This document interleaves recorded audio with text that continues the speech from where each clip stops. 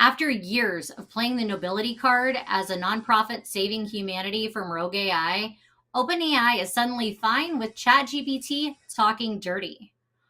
The company's new erotica for verified adults policy follows the internet's oldest truth that sex is the only thing people reliably pay for online.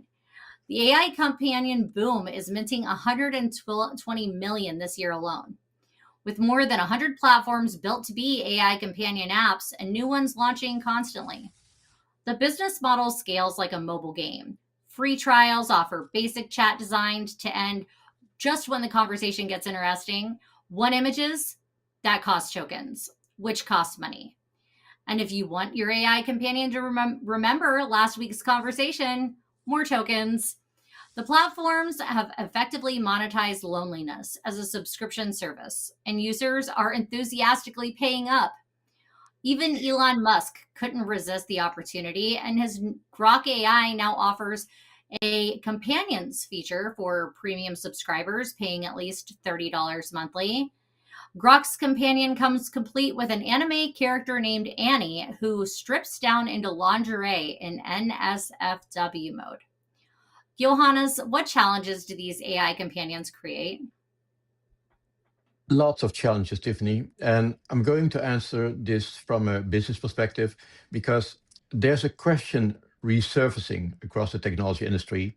Should generative AI systems be allowed to create adult or mature content?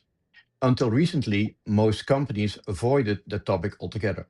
The risks seemed unmanageable: consent violations, deepfakes, and child safety concerns. But over the past year, the conversation has shifted. Models have reached a level of realism that rivals human production. And, as you mentioned, the underlying truth of the digital economy has reasserted itself again. Uh, as you mentioned, sex sells. That simple fact is driving renewed interest from startups and investors alike. The adult sector has always been a proving ground for new technologies, from VHS, for anybody in the audience who can still remember VHS, to streaming to virtual reality. And AI is no exception. Personalized content drives engagement, and generative tools make personalization both scalable and cost effective. It's not hard to see the business appeal: high margins, steady demand, and direct to consumer models that avoid traditional gatekeepers.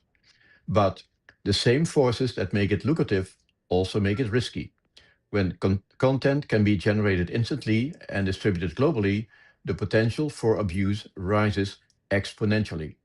Non consensual deepfakes, likeness theft, and underage content remain critical threats. The question is no longer whether the market exists, it clearly does, but whether the industry can regulate it responsibly.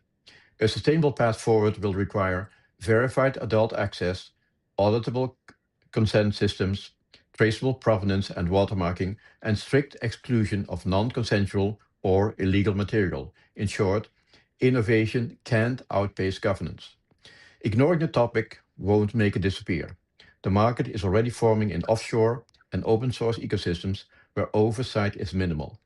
If the mainstream industry chooses to engage, it must do so with the same rigor it applies to financial technology or medical AI, through compliance, transparency, and accountability. Ultimately, this isn't a moral question as much as it is an operational one: whether we can design frameworks that balance freedom, safety, and business opportunity before the market decides on its own terms.